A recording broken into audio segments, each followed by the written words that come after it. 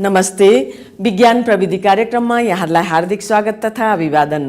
नेपाल विज्ञान तथा प्रविधि प्रज्ञा प्रतिष्ठान नासद्वारा सञ्चालन गरिने यो कार्यक्रम हरेक साताको शनिबार साँझ यसै बेला प्रसारण गरिन्छ र यो कार्यक्रमलाई यहाँहरूले आइतबार बिहान 11:30 बजे पुनः हेर्न सक्नुहुन्छ। यो विज्ञान प्रविधि कार्यक्रम हो र यसमा हामी विज्ञान प्रविधिका विभिन्न विधाका सामग्रीहरू प्रसारण गर्ने गर्दछौँ। अब लागौँ आजको सामग्रीतर्फ।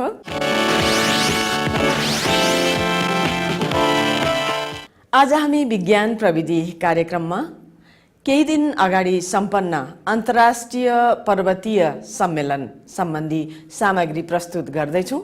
नेपाल पहाडले घेरिएको मुलुक हो र यो माउन्टेन सम्बन्धी सेमिनारको आफ्नै किसिमको महत्त्व छ। त्रिभुवन विश्वविद्यालय भूगोल केन्द्रीय विभाग, नेपाल विज्ञान तथा प्रविधि प्रज्ञा प्रतिष्ठान नास्ट लगायत राष्ट्रिय तथा अन्तर्राष्ट्रिय विभिन्न सङ्घ संस्थाहरूको आयोजनामा सम्पन्न उक्त गोष्ठीको यो विशेष रिपोर्ट आज हामी विज्ञान प्रविधि कार्यक्रममा प्रसारण गर्दैछौँ।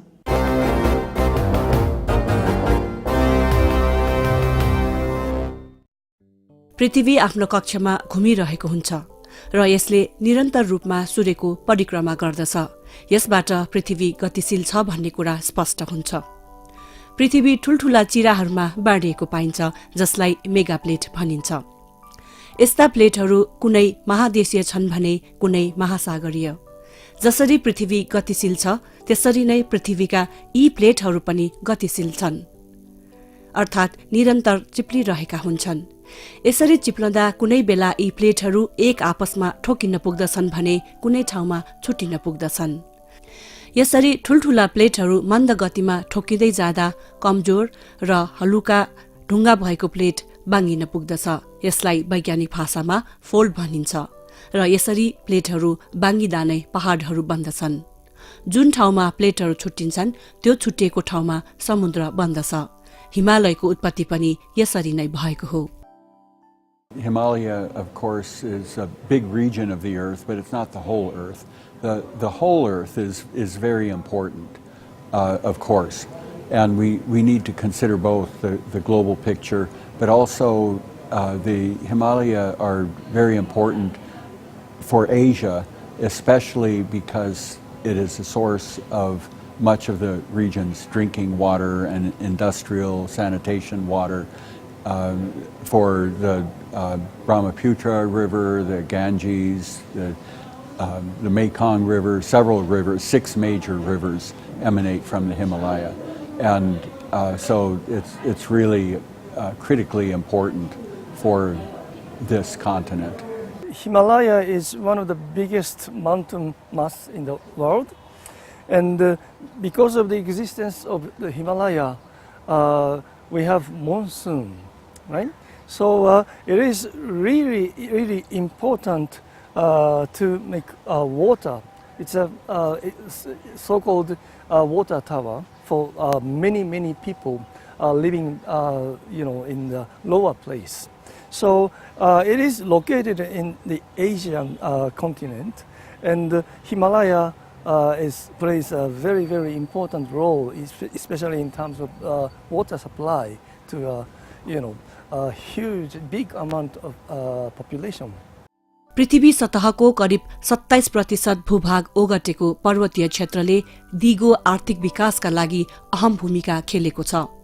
पर्वतीय क्षेत्रले संसारभरका करिब 70,20,000 बासिन्दाको दिगो जीविकोपार्जनमा सहयोग मात्र नगरेर अप्रत्यक्ष रूपले तल्लो तटीय क्षेत्रमा झन बढी फाइदा पुर्याइरहेको हुन्छ। यसरी पर्वतीय क्षेत्रले उपलब्ध गर्दै आएको सफा स्वच्छ पानी, ऊर्जा, खाद्य स्रोत अबका दिनहरूमा अपर्याप्त हुने क्रम बढ्दैछ। पर्वतीय क्षेत्रमा रहेको गरिबी, जलवायु परिवर्तन, वन तथा भूक्षयीकरण एवं प्राकृतिक विपदले यस्तो क्रमलाई अझ बढावा दिइरहेको छ। There are many long-term actions that have to be taken, including by the major industrialized nations and the up-and-coming developing nations to reduce climate change for the long term. However, there are also some immediate actions that, in my opinion, need to be undertaken, and those have to do with reducing the exposure of people to the effects of mountain hazards and the long-term exposure to climate change. And this will include some actions that might not be very popular with governments, but I feel that land use zoning is critically important, and enforcement of land use zoning is critically important, where the zoning has to be defined based on climate change impacts and also the existing suite of natural hazards. So it's so important that people are not placed in harm's way, or at least that when people do live in harm's way, for example, in the service of mountaineers and scientists, among others, that people understand what the natural hazards are and what they might be able to do to be more wary of them.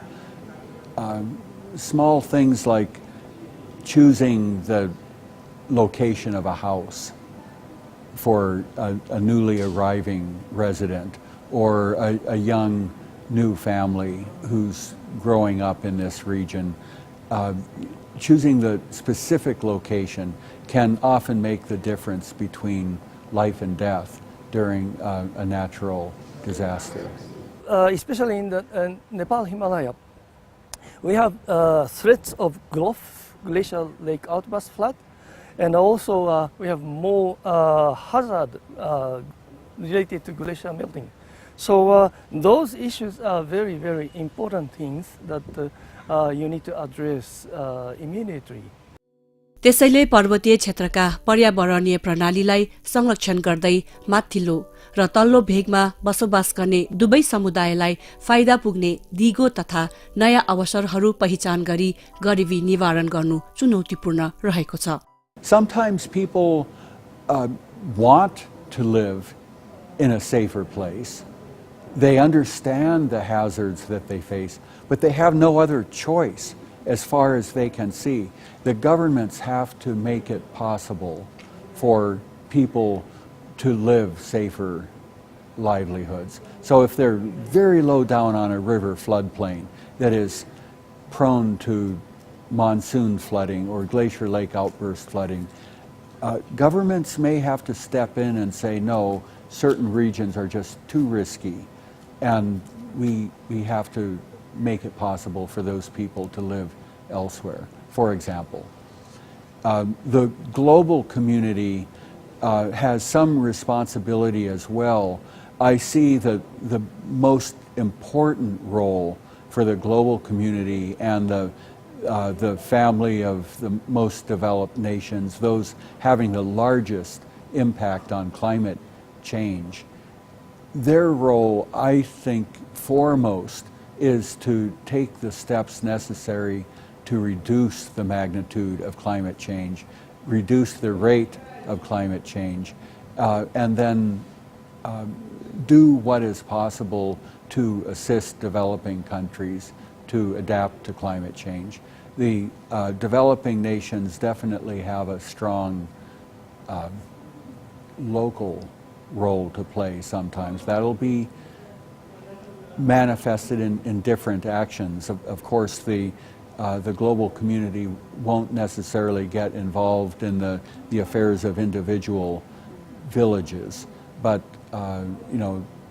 indirectly, I think the global community has a role to play. Responsibility may not be very important, I think, but the collaboration, teamwork from local community level to the governmental level or even the international level, that will be very, very important to solve the issue. So if you're talking about responsibility, maybe that's your responsibility and your responsibility like this, but it wouldn't make a solution, right? So I think more important aspect is collaboration to solve issues. विकासोन्मुख राष्ट्रहरूमध्ये हाम्रो देश नेपाल पनि एक पर्वतीय देश अर्थात् mountains country हो। भूमि स्रोत नक्सा निर्माण परियोजना अनुसार हाम्रो देशको करिब 68% भूभाग पर्वतीय क्षेत्रमा पर्दछ। 1,47,181 वर्ग किलोमिटर क्षेत्रफल, 200 किलोमिटरको चौडाइमा संसारकै सर्वोच्च शिखर सगरमाथादेखि 7,000 मिटर भन्दा माथिका 200 हिम चुचुरा विद्यमान भएकाले हिमाली श्रृङ्खलामा नेपालले विश्वमा नै अग्रणी स्थान ओगटेको छ। तर विभिन्न कारणहरू जस्तै औद्योगिकरण, खनिज इन्धनको बढ्दो प्रयोग, वन विनाश, यातायात, साधनमा वृद्धि आदिले गर्दा पृथ्वीको वायुमण्डलमा हरित गृह ग्यासको मात्रा बढ्दैछ। हरित गृह ग्यासहरूको मात्रा बढ्दै जाँदा पृथ्वीको सतहको औसत तापक्रममा पनि वृद्धि हुँदै गइरहेको छ। यसरी विश्व उष्णीकरण अर्थात् ग्लोबल वार्मिङ हुँदा कुनै पनि स्थानको जलवायुमा परिवर्तन भइरहेको हुन्छ, जसले गर्दा जलवायु परिवर्तनको प्रभाव विश्वभर नै देखिँदैछ। हाम्रो जस्तो हिमाली मुलुकमा भने अझ बढी देखिने विभिन्न अध्ययनहरूले देखाएका छन्। क्लाइमेट चेन्जको कारणले गर्दा हावापानीमा जुन चाहिँ विश्व हावापानीमा जुन चाहिँ परिवर्तन आएछ, त्यो परिवर्तनको सबभन्दा ठुलो प्रभाव भनेको दुई तीनवटा क्षेत्रमा चाहिँ ठुलो प्रभाव पर्छ। एउटा त पर्वतीय क्षेत्रमा, अर्को चाहिँ यो सागरीय क्षेत्रमा, सागरको तटीय क्षेत्रमा, अर्को चाहिँ तपाईँको यो मरुभूमि क्षेत्रमा। यी क्षेत्रहरू बढी मात्रामा क्लाइमेट चेन्जको चाहिँ यो हावापानी परिवर्तनको जलवायु परिवर्तनको चाहिँ बढी प्रभाव त्यहाँ देखिन्छ। र नेपाल चाहिँ यो चाहिँ के भनेदेखि अब विश्वका विभिन्न मुलुकहरूमध्ये पर्वतीय क्षेत्र हो नेपाल, जहाँ 80% भन्दा बढी चाहिँ पर्वतीय भूभाग छ। त्यो चाहिँ भन्दा नै 6औं 7औं स्थानमा vulnerabilityको हिसाबले चाहिँ त्यस्तो ठाउँमा चाहिँ भएछ। Self-education is number one, assisted by the media, assisted by the educational system. Then people need to be ready to take responsible actions if action is needed. That can go as far as relocating in severe cases, shifting one's family away from the most hazardous regions or the regions where agriculture may become problematic due to gully erosion or due to other natural processes that are aggravated by global change. Of course, education is really basic thing. Without education, it will be very difficult, and education takes time, but eventually, I think it will be transferred. Of course, knowledge, experience, everything will be transferred to the next generations, right? So I think education is a key. यसरी मानव सिर्जित समस्यालाई केही हदसम्म न्यूनीकरण गर्न, पर्वतीय क्षेत्रमा भएका अध्ययन अनुसन्धानका ज्ञानलाई आदान प्रदान गर्न, साथै यसको महत्त्वमा जनचेतना अभिवृद्धि गर्ने उद्देश्यले यही वैशाख 9 र 10 गते international conference on mountain development in a context of global change with special focus on the Himalayas नामक 2 दिने सम्मेलन काठमाडौँमा सम्पन्न भयो। पहिलो मात्रै होइन, यसभन्दा अगाडि हामीले 5 वर्षको अन्तरालमा यसभन्दा अगाडि 2टा यो माउन्टेन सम्बन्धी कन्फरेन्स गरेका थियौँ। त्यो बेलामा हामीले होकाइडो युनिभर्सिटी र हाम्रो डिपार्टमेन्ट टियु मिलेर चाहिँ गरेका थियौँ। र अब अहिले त्यो भएको चाहिँ 7-8 वर्ष भयो।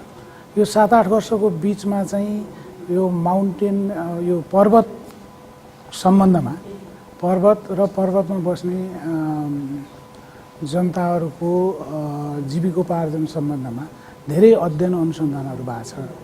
त्यो अध्ययन अनुसन्धान कस्ता किसिमका गरिए र अनि त्यसपछि त्योबाट चाहिँ के निष्कर्ष निस्कियो र यो पर्वतीय क्षेत्रको सतत विकासको लागि के गर्न सकिन्छ भनेर त्यो उनीहरूको हालसालैको अध्ययनको नतिजाबाट त्यस्तो किसिमको निष्कर्षहरूको बारेमा चाहिँ विभिन्न देशका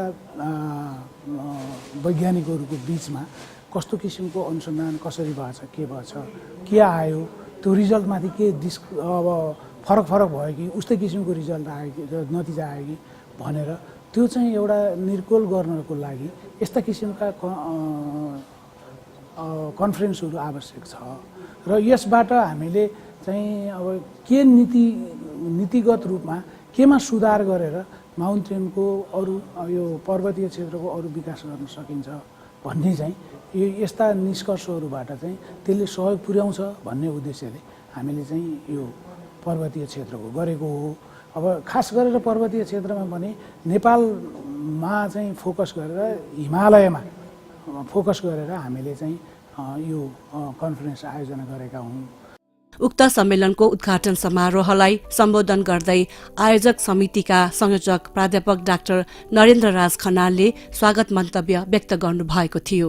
सोही क्रममा त्रिभुवन विश्वविद्यालय कीर्तिपुरका उपकुलपति प्राध्यापक तीर्थराज खनिया, नेपाल विज्ञान तथा प्रविधि प्रज्ञा प्रतिष्ठान नास्टका उपकुलपति प्राध्यापक doctor Jivraj Pokhrel, Institute of Mountain Hazards and Environment, Chinese Academy of Sciences का प्राध्यापक डेङ वीले सम्मेलनको सफलताको लागि शुभकामना व्यक्त गर्नुहुँदै जलवायु परिवर्तन र यसले पारेको प्रभाव, जीविकोपार्जन अनुकूलन, पर्वतीय महत्व, प्राकृतिक विपदका बारेमा चर्चा गर्नुभएको थियो। त्यसैगरी planetary science institute Tucson Arizona अमेरिकाका वरिष्ठ वैज्ञानिक प्राध्यापक जेफ कार्गेलले Mountain Hazards and Risk in a Global Change Context, ICIMOD नेपालका पूर्व संकाय सदस्य तथा विज्ञ प्राध्यापक पिताम्बर शर्माले migration, urbanisation, climate change and mountain development, need for a strategy in Nepal, Hokkaido विश्वविद्यालय जापानका प्राध्यापक तेइजी वातानाबेले tourism and sustainability in Asian mountain र institute of mountain hazards and environment Chinese academy of sciences चाइनाका प्राध्यापक फ्याङ इपिङले linking ecosystem and society, resilience tool and its application in the source regions of the Yangtze and Yellow rivers विषयमा मुख्य प्रवचन दिनुभएको थियो। उक्त सम्मेलनमा नेपाल लगायत 7 राष्ट्रहरू चीन, भारत, बंगलादेश, जापान, फ्रान्स र अमेरिकाको सहभागिता रहेको थियो। सम्मेलनमा मौखिक प्रस्तुतिकरण, ओरल प्रेजेन्टेसन तथा पोस्टर प्रेजेन्टेसन गरिएको थियो। तो नेपालमा तपाईको ग्लेसियरको रिसर्च चाहिँ झन्डै 1980s तिर नै सुरु भएको हो र सुरुमा चाहिँ जापानिजहरुले विशेष गरी नागो युनिभर्सिटी जापानबाट चाहिँ 1980s मै सुरु गरिएको। तर पहिला भएको कामहरु चाहिँ कस्तो थियो भने प्रोजेक्ट बेसिसमा एकदम सर्ट टर्म भनौं न, 2 वर्ष, 4 वर्ष, 5 वर्ष हुने, त्यसपछि ब्रेक हुने। कन्टिन्युअसली ग्लेसियरको मोनिटरिङ गर्ने काम चाहिँ वास्तवमा नेपालमा कहीँ पनि भएको छैन। तर अब हामीले गरेको काम जुन चाहिँ यसमा नास पनि एउटा मेजर पार्टनर हो हैन। यो काम भनेको चाहिँ जस्तो यसमा चाहिँ 2007 देखि लिएर अहिले 2017 भइसक्यो, 10 वर्षमा कन्टिन्युअसली चाहिँ काम गरिराखिएको र कन्टिन्युअसली मोनिटरिङ गरिएको ग्लेसियर भनेको यिनीहरु नै हो। त्योभन्दा अरू ग्लेसियरहरू पनि काम भएको छ, जस्तो लामटाङ रिजनमा चाहिँ धेरै काम भएको छ, तर सबै सर्ट पिरियडका छन् हैन। तर हामीले जुन अब ग्लेसियर चेन्जको कुरा गर्दाखेरि हैन, क्लाइमेट चेन्जको कुरा गर्दाखेरि सकेसम्म हामीलाई चाहिँ लङ पिरियडको डेटा चाहिने हुन्छ, जुन हामीसँग छैन हैन। र नेपालको केसमा चाहिँ मलाई लाग्छ सबैभन्दा लङ टर्म कन्टिन्युअसली मोनिटर गरिरहेको ग्लेसियर भनेको जुन हामीले गरिरहेका छौँ यो ग्लेसियरहरू हुन्। यो हाम्रो रिसर्चको थिम भएको हुनाले हामी चाहिँ त्यो लमजुङ भन्ने डिस्ट्रिक्टमा चाहिँ जसको चाहिँ चिट्टी, जिता र टक्सार 3टा भिडिसी पर्छ। तर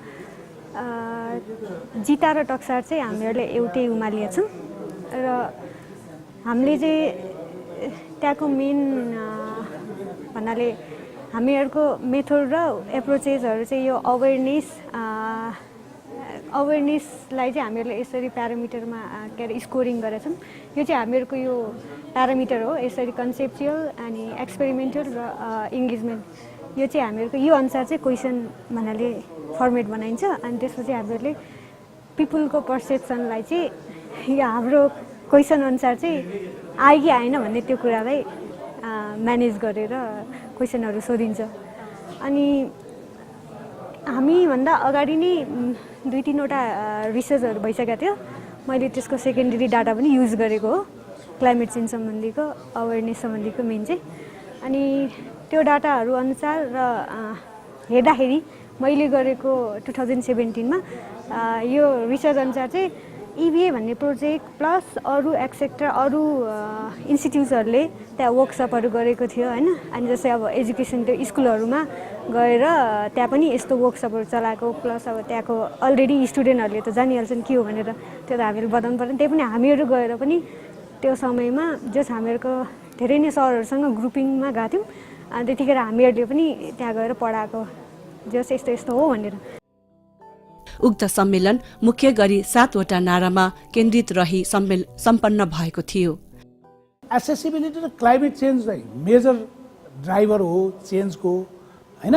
त्यसले गर्दा हामीले चाहिँ त्यसैलाई चाहिँ केन्द्रित गरेर हामीले विभिन्न थिमहरू राखेका छौँ। पहिलो थिम त हाम्रो क्लाइमेट चेन्ज, हाइड्रोलोजी अनि ग्लेसियर भनेर एउटा थिम छ हैन। अर्को चाहिँ हाम्रो थिम चाहिँ नेचुरल रिसोर्स म्यानेजमेन्ट, नेचुरल रिसोर्सको थिम छ। अर्को थिम चाहिँ हाम्रो टुरिज्म एन्ड मोबिलिटी भनेर, किनभने माउन्टेन एरियाको सबभन्दा ठुलो अपर्च्युनिटी भनेको पर्यटकको विकास हो है।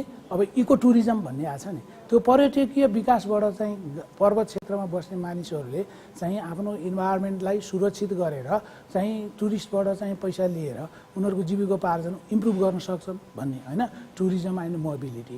अनि अर्को चाहिँ अहिले चाहिँ ठुलो भएको चाहिँ के भनेदेखि ठुलो प्रब्लम भनेको चाहिँ यो क्लाइमेट चेन्जले गर्दा आएको प्रब्लम।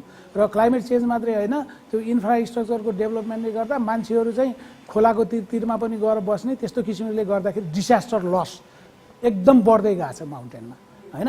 कहिले ग्लेसियरले आउटबर्स्ट फ्लड भनेको छ, यो हिमताल चाहिँ फुटेर आएको बाढी, कहिले चाहिँ यो पहिरोले खोला थुनेर फुटेर आएको बाढी, कहिले पहिरोले खोला थुनेर चाहिँ त्यो जम्मै इनुन्डेसन भने मतलब पोखरी बनेर चाहिँ बिग्रिएको घरहरू पुरिएको, घरहरू डुबाएको, जम्मै यो बालुवा थुप्रिएको त्यस्तो किसिमको।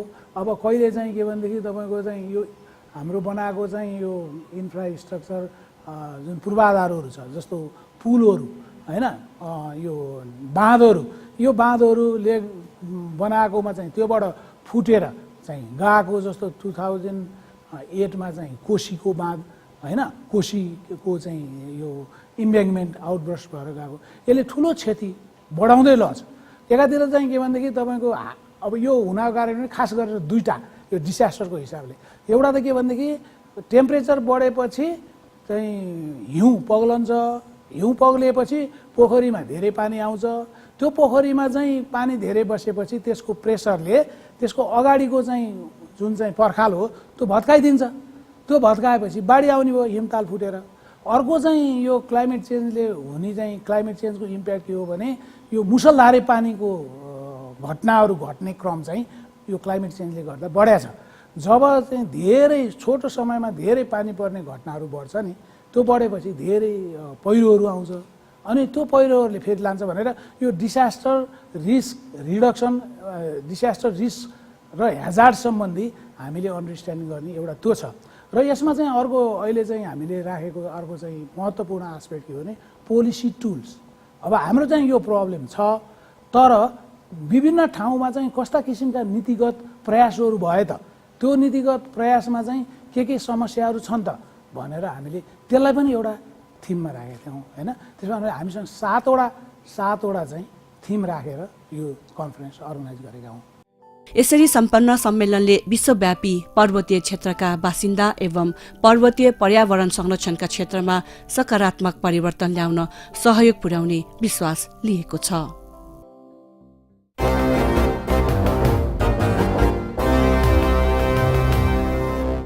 आजलाई विज्ञान प्रविधि कार्यक्रम यति नै। यहाँहरूलाई यो कार्यक्रम कस्तो लाग्छ आफ्ना सुझावहरू हामीलाई पठाउनुहोला। यहाँहरूको सुझावले नै हामीलाई अघि बढ्न मद्दत गर्नेछ।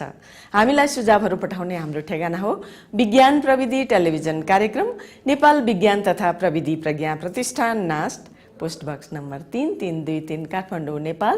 र हाम्रो इमेल एड्रेस छ vigyanpravidi@nast.gov.np। र हामीलाई यहाँहरूले युट्युबमा पनि हेर्न सक्नुहुन्छ विज्ञान प्रविधि। र शनिबार यो प्रोग्राम प्रसारण हुने भएकोले शनिबारको मिति राख्नुभयो भने यो कार्यक्रम हेर्न सक्नुहुन्छ। हस् त आजलाई कार्यक्रम यति नै। आगामी साता फेरि भेटौँला। नमस्ते।